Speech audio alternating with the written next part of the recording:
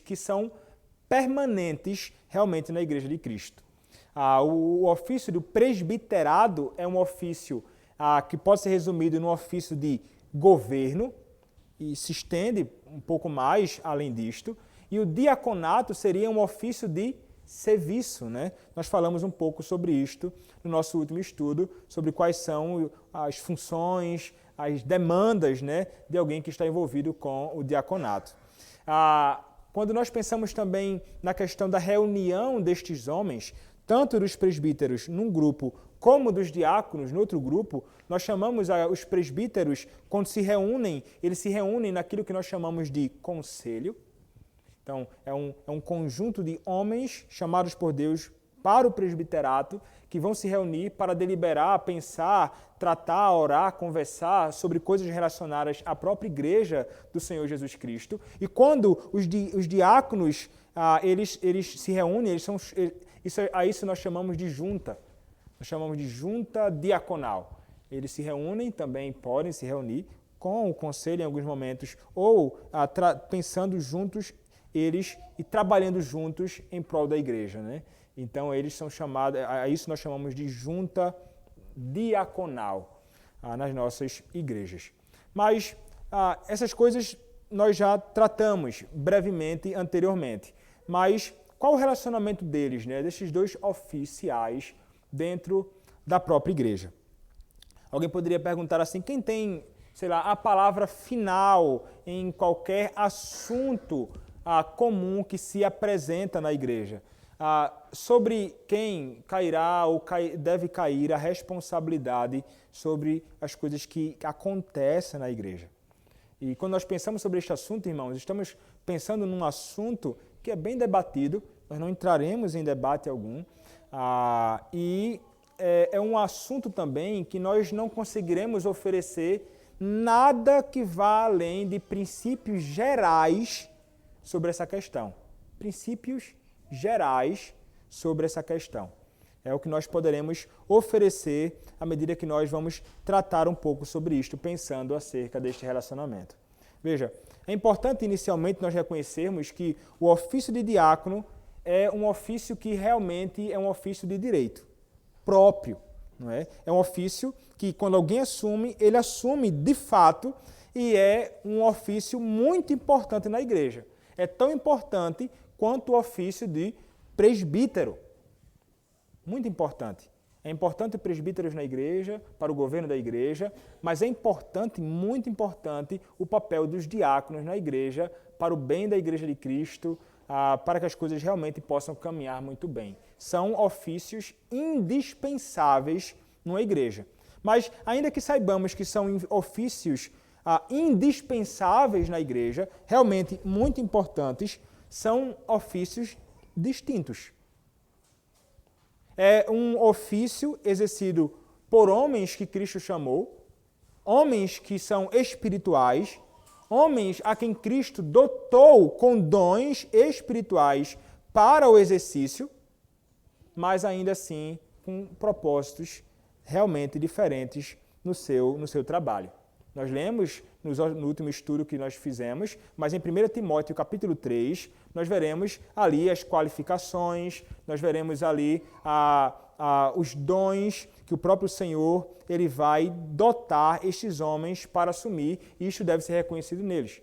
Tanto naqueles que são chamados para o presbiterato, como aqueles que são chamados para um diaconato. E nós sabemos que é um ofício distinto realmente de presbítero, especialmente docente, para aquele que é chamado diácono na igreja. Por exemplo, é um ofício do diácono, é um ofício distinto do serviço de ministério da palavra. Isso vai ficar bem claro quando nós lemos até Atos capítulo 6. Vale a pena nós retornarmos para lá. Atos capítulo 6. Na instituição dos diáconos, vai existir uma distinção no papel, no trabalho daquele que é diácono, ou chamados diáconos aqui, e aqueles que estão envolvidos com o ministério. Então ele vai dizer assim, Lucas, Atos capítulo 6, verso 1. Ora, naqueles dias, multiplicando-se o número dos discípulos, houve murmuração dos helenistas sobre helenistas contra os hebreus, porque as viúvas deles estavam sendo esquecidas na distribuição diária. Então, os 12 convocaram a comunidade dos discípulos e disseram, os 12 apóstolos, disseram, não é razoável que nós abandonemos a palavra de Deus para servir às mesas. Mas, irmãos, escolhido entre vós 7 homens de boa reputação, cheios do Espírito Santo e de sabedoria, aos quais encarregaremos deste serviço. E quanto a nós, nos consagraremos à oração e ao ministério da palavra. Então, uma distinção muito clara aqui. Os ministros da palavra estão envolvidos com a oração e o ministério da palavra, e os diáconos são aqueles que vão servir à mesa. É o serviço à igreja de Cristo em geral, sobretudo os irmãos da fé e também aqueles que são de fora. Nós vimos também que os diáconos eles devem ser escolhidos pela congregação, semelhantemente aos presbíteros, que são também escolhidos pela congregação e são separados formalmente para o trabalho, e separados formalmente para executarem um exercício ou uma função na igreja que é permanente. Mas, veja, se Cristo ele estabeleceu ofícios distintos na igreja, realmente deve existir responsabilidades diferentes. São ofícios diferentes que vão envolver responsabilidades diferentes. Como escreveu Wilborn, ele vai dizer o seguinte: simplesmente não faz sentido que o que Deus deu, ou melhor, simplesmente não faz sentido que o que Deus deu a um ofício específico seja executado rotineiramente por outro. O conflito seria certo, a confusão seria abundante e o trabalho de ambos sofreria. Então, ficar confundindo as funções e os trabalhos entre eles, entre o diaconato e o presbiterato, pode gerar confusão, tanto na cabeça até daqueles que são membros da igreja, ou até mesmo confusão no trabalho na igreja local. Então, há trabalhos muito bem definidos, né, ou que precisamos definir no meio da igreja de Cristo. Então, o diaconato é aquele que vai focar, já falamos isso, mas repetimos, em um ofício de serviço e o presbítero no ofício de governo.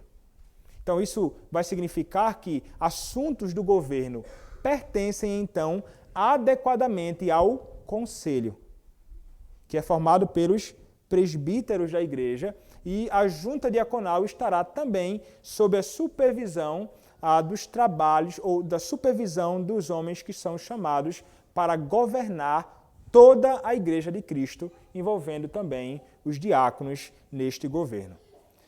Agora, obviamente que isso não deve nos fazer pensar que o fato de considerarmos os diáconos como homens que estarão também junto aos presbíteros, mas sob a supervisão destes nas questões relacionadas à igreja, isso não significa que os diáconos eles são, de alguma forma, inferiores aos presbíteros. Não tem nada a ver uma coisa com a outra. Nós não sustentamos um governo onde há ofícios que são superiores ao outro. O ofício de presbítero ou de pastor, presbítero docente, não é superior ao do presbítero regente, nem é superior ao ofício de diácono. São simplesmente ofícios distintos. Distintos somente. Mas caminhamos juntos para o bom andamento do corpo de Cristo, né? Não tem como todos serem aqueles que governam. Imagina como é que seria aqueles que vão servir. Imagina se todos servissem, como seria a questão do governo. Então, Deus é tão sábio que Ele distribuiu na igreja dons distintos para que a engrenagem possa, de fato, se encaixar e as coisas possam realmente caminhar. Então, é desta forma que funciona. Isso, de modo algum, desafia a dignidade nem a autoridade daqueles que são diáconos na igreja de Cristo. Mas nós entendemos que há também uma independência diaconal, como o próprio Atos, capítulo 6, nos ensina. Eles têm um papel distinto e há certa independência para que eles possam agir socorrendo. Atos, capítulo 6, vai nos mostrar que eles serão aqueles que são separados, de fato, para se envolver com a demanda das necessidades da igreja, para então que os presbíteros os ministros, eles possam se dedicar à oração e ao ministério da palavra. Então, quando os diáconos assumem o seu papel diligentemente, devidamente, isso vai fazer com que o presbiterato ele possa funcionar corretamente. Então, quando as coisas caminham direitinho, as coisas vão caminhar muito bem. Então, ninguém vai precisar estar assumindo o papel do outro, e isso pode gerar confusão e realmente nunca é bom. Então, quando cada um age dentro dos seus limites bíblicos, cada um dá apoio e incentivo ao trabalho do outro. Eu vou poder me esforçar aqui no meu papel. Tem muitas igrejas que o pastor ele faz tudo além de ele trabalhar como um diácono na igreja e nada, não há problema nenhum. O pastor chegar, abrir, organizar uma coisa, mas ele acaba tendo de fazer absolutamente tudo e acaba ficando uma sobrecarga tão grande sobre ele que ele não consegue se dedicar àquilo que ele foi realmente chamado para fazer. Então, é importante que essas coisas sejam realmente separadas, né? Ou muitos que acabam impondo e colocando nas costas dos diáconos o dever não somente trabalhar com tudo o que tem para fazer, que o ofício de diácono requer, muito trabalho, ainda coloca sobre o diácono a responsabilidade de estar ensinando, pregando, não sei o que lá. Não. São ofícios distintos, com propósitos distintos, funções distintas. Nenhum deve sobrecarregar o outro. Devemos seguir a sabedoria bíblica, a sabedoria de Deus revelada na Escritura Sagrada, para que as coisas possam caminhar bem. Tudo isso caminhando direitinho assim vai cooperar para o bem do corpo de Cristo. Então, até aqui, irmãos, é isso brevemente que nós consideramos acerca do relacionamento dos diáconos com os presbíteros. Agora vamos pensar bem breve acerca da questão da ordenação. Porque nós estamos falando aqui, há presbíteros e há diáconos na igreja, há presbíteros e há diáconos na igreja. Mas como os diáconos e presbíteros assumem esse ofício? Como é que isso acontece? Chega aqui e diz assim, sou presbítero agora, e entre e é presbítero na igreja, não existe algo dessa natureza, nem também para ser um diácono na igreja do Senhor Jesus Cristo. Nós vimos que para alguém assumir um ofício na igreja, é necessário que ele possua dons. Se você quiser saber os dons, qualificações relacionadas a isso, leia 1 Timóteo capítulo 3, leia Tito capítulo 1, ele vai tratar acerca destes dons e qualificações que existem e que devem existir na vida daqueles que são chamados para os ofícios. Em outras palavras, além de vermos que há estas qualificações e estes dons nestas pessoas para o ofício,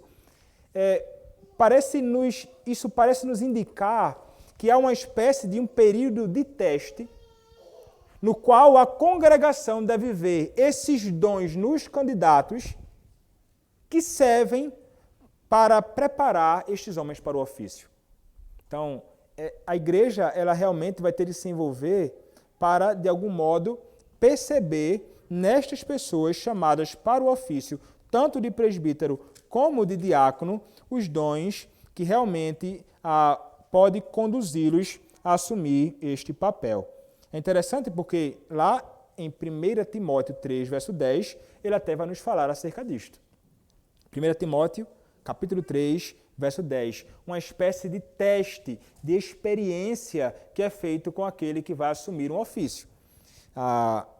Diz assim, também sejam estes primeiramente experimentados e se mostrarem irrepreensíveis, exerçam diaconato. Então, um auxiliar de diácono na igreja, numa igreja que eu congreguei, né, antes de ir para a IPA, Igreja Presbiteriana da Aliança, onde eu fui servir como seminarista e fui ordenado. Na igreja lá eu fui ordenado diácono, nessa igreja antes. Ele era bem mais novo. E antes eu fui um auxiliar diácono. Tinha uma escala de trabalhos. Aí tem lá, diácono fulano de tal, auxiliar de diácono Rafael Augusto. E como que me experimentando no trabalho da igreja. Chegou um momento, então, posteriormente, que eu fui ordenado ao diaconato e trabalhei como diácono na Igreja Presbiteriana Memorial do Curado 1, que foi a igreja onde eu cresci. Então, é interessante essa questão de teste, né, para isto. Outra questão relacionada à questão dos presbíteros é ainda em 1 Timóteo 5:22. Observe, 1 Timóteo capítulo 5, verso de número 22, diz assim: a ninguém imponhas precipitadamente as mãos, não te tornes cúmplice de pecados de outrem, conserva-te a ti mesmo puro. Então, há o alerta. Não somente há um teste que é necessário verificar se aquela pessoa possui dons e habilidades para isto, mas também a questão de não impor. Então, isso envolve uma observação durante um tempo. Para que eu não vá colocar a mão, o cara chega aqui, parece ser muito capaz em tudo, e então imediatamente já coloca a mão, os presbíteros se reúnem, ordenam. Não pode acontecer as coisas assim tão precipitadamente, tão rapidamente. Então, há uma questão de testes. Isso é importante, irmãos. Aqui na igreja, esse processo, se Deus permitir, na nossa congregação, se Deus permitir, em algum momento será igreja e haverá necessidade de vermos pessoas com dons específicos para isso, atestarmos, observando, acompanhando, isso tanto para o diaconato como para o presbiterato, né? E até para o ofício do ministério da palavra. O jovem ser experimentado, né? Tratando, conversando, muitos, em vários contextos, que vão para o Ministério da Palavra, são antes experimentados, dando aula para crianças, se envolvendo com o ensino, de alguma forma o ensino público, para ver se ele também tem dons e habilidade de se comunicar publicamente e expor também alguma doutrina simples para a Igreja de Cristo. Então, o candidato também, além de passar por uma espécie de período de teste pela congregação, o candidato também, além de ter dons, além de ser testado ou experimentado, ele deve também estar disposto a servir. Se ele estiver também disposto a servir, ele é alguém que vai assumir o papel. Quando você olha para 1 Timóteo, capítulo 3, verso 1, ele vai dizer assim: fiel é a palavra, se alguém aspira ao episcopado, excelente obra almeja. Então, deve existir, além desses dons, deve existir no coração dessa pessoa um interesse por isto. Não vai subjugar ninguém, obrigando o rapaz a assumir algo, né? Não, deve existir essa disposição também no coração da pessoa para assumir estes ofícios na própria igreja. Então, um outro texto seria 1 Pedro, capítulo 5, verso 2. 1 Pedro, capítulo 5, verso 2, falando acerca do pastoreio, no ministério, ele vai dizer assim: pastoreai o rebanho de Deus que há entre vós, não por constrangimento, mas espontaneamente, como Deus quer, nem por sólida ganância, mas de boa vontade. Então, ninguém pode ser conduzido a assumir um ofício por pressão das pessoas e nem, muito menos também, por um desejo de ganho pessoal. Eu quero de prestígio, né? Então, eu quero assumir, puxa, é o presbítero da igreja e eu quero assumir esse ofício. Não deve ser por esta razão. É uma razão errada, pecaminosa, vai trazer problemas para você e para a igreja de Cristo. E também por pressão. Não, pressionar você, não, rapaz, você tem que ser. Você pode até encorajar um jovem ao ministério da palavra, você vai contribuir, você vai orar por ele, vai dar um bom livro para ele orar e pensar acerca disto, para que ele entenda se ele foi chamado para o ministério, orar por isso e tudo, mas você não vai fazer pressão, né?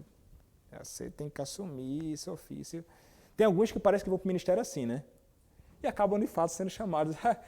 Nossa, uma pressão que o camarada vai, ele precisava dessa pressão e empurrão para ir, mas na realidade ele era chamado para o ministério. Mas, em geral, a pressão, ninguém deve assumir por pressão. Mas, além disto, irmãos, dons e a disposição não são suficientes para alguém assumir um ofício na igreja. Como vai escrever James Bannerman, naquele livrão dele sobre eclesiologia, ele vai dizer assim: o título para a posse do ofício ministerial é conferido por chamado de Cristo. Então é Cristo quem nos chama. Mas o título para o exercício ministerial é, em circunstâncias comuns, conferido por Cristo por meio do chamado da igreja. Então, é a igreja que vai chamar essas pessoas para o ofício, ou melhor, para o exercício do ofício, como se fossem eles o próprio Cristo nesse sentido, né? Sendo eles representando o próprio Cristo no chamar essas pessoas para o exercício da função na igreja. Mas quem chama ou quem confere o chamado para este homem é o próprio Senhor. A igreja ela vai reconhecer este chamado de Deus.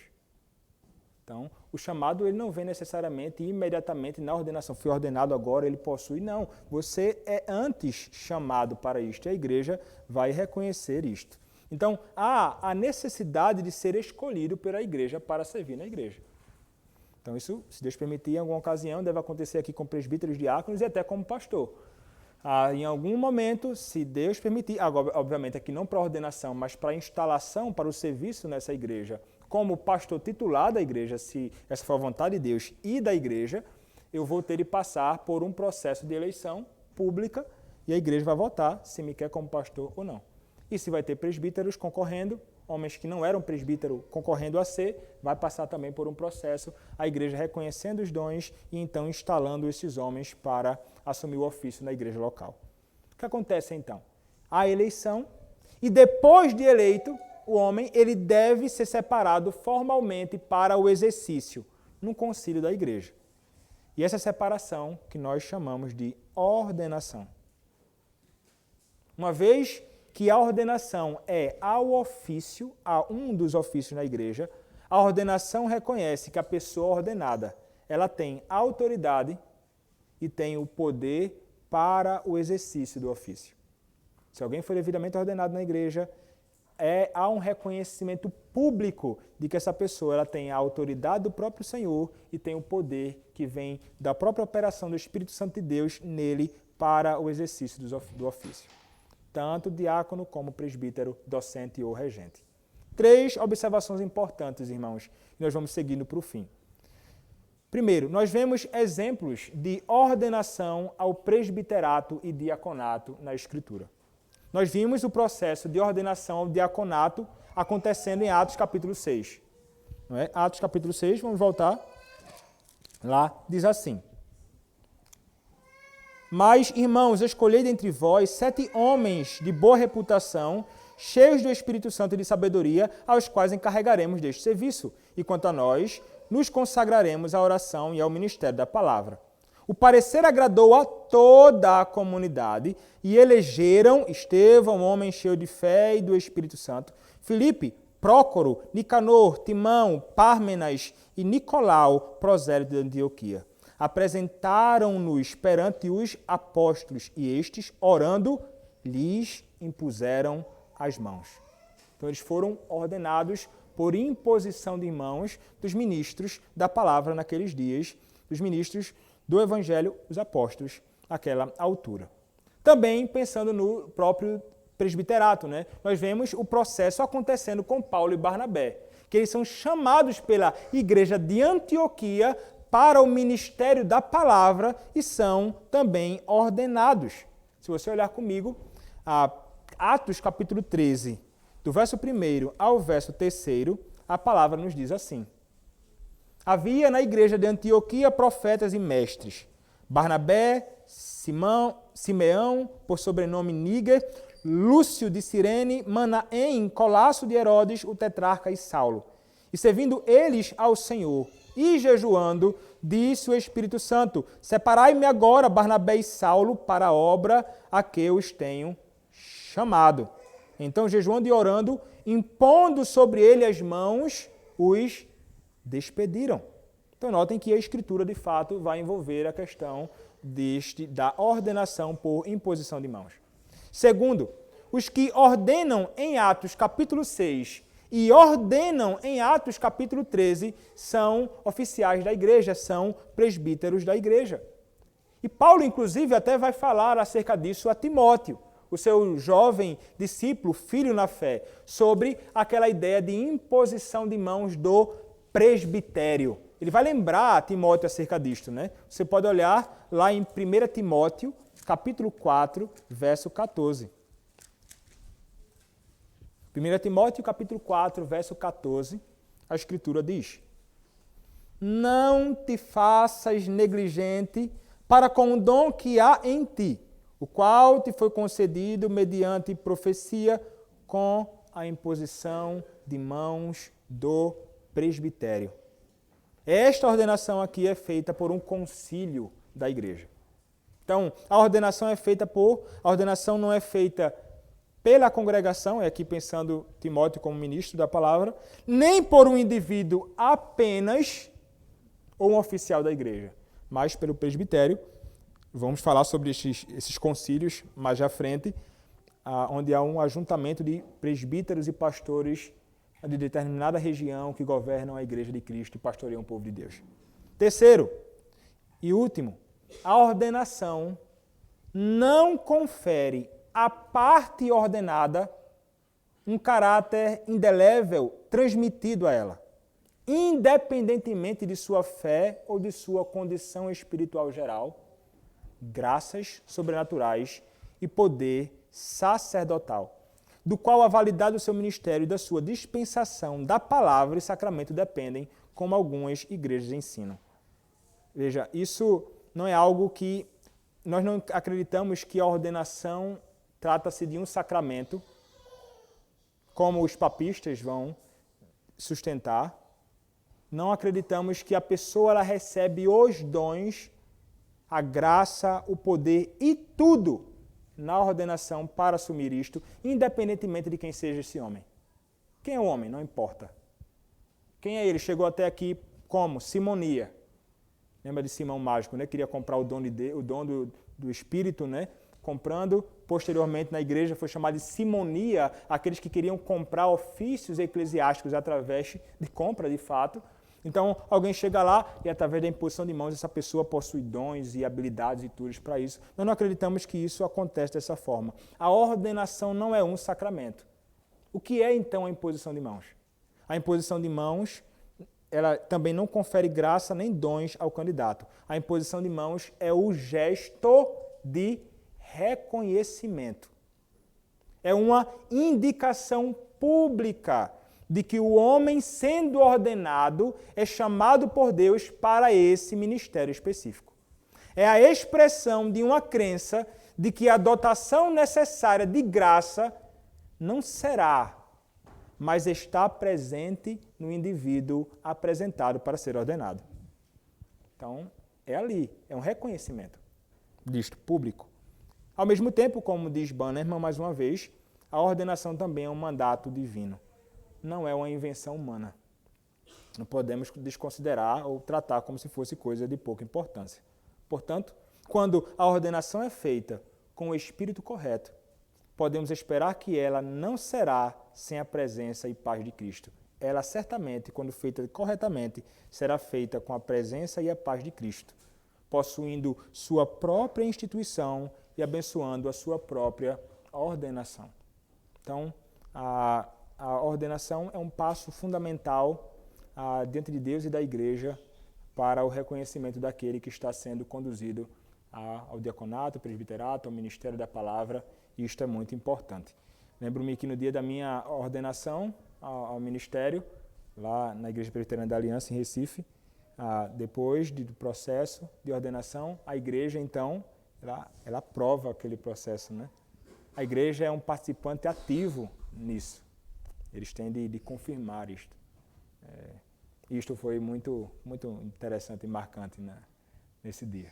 Então, isto é fundamental. A Escritura nos dá exemplos disto. Tanto em narrativa, como nós vamos ver, né? Vamos começar hoje pregações em Atos, à noite, se Deus permitir, como nas epístolas, como o próprio Paulo vai nos apresentar no caso do próprio Timóteo. Então, é isto, irmãos. Seria este o conteúdo desta manhã. mais breve. No próximo encontro nosso, se Deus permitir, nós vamos falar um pouco acerca porque as mulheres elas não assumem ofícios na igreja. Então vai ser um pouco mais extenso este conteúdo. Elas não assumem nem ofício como presbítero, nem como diácono na Igreja de Cristo. Algum irmão tem alguma dúvida ou algo a acrescentar?